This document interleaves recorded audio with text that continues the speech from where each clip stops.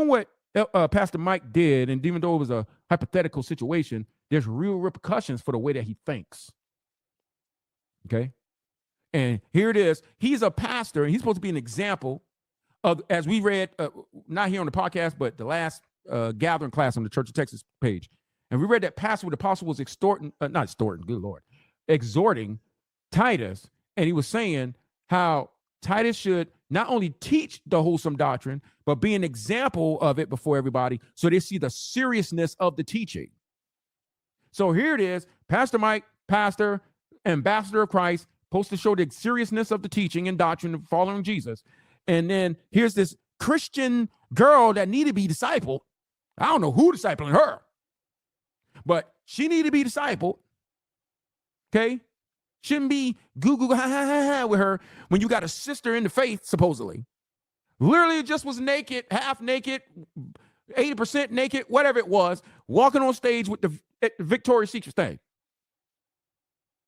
You can't really tell her nothing because she's one of the most well-known WNBA players. Multitudes of sponsorships, which means money. Can do whatever she wants. She ain't got to listen to nobody. And she definitely ain't listening to Jesus. Okay? But the point is that he's supposed to be an example of the seriousness of the doctrine to her. She asked him this crazy question. He should have said, why you ask me that foolish question? And then answer, give me 10 minutes with Jesus. And then rebuke her for asking that crazy question. As a believer, why did that even come up as an option? So, but because he's 10 trillion, ask me again. Like, $10 trillion or 10 minutes with Jesus. Give me the 10 trillion.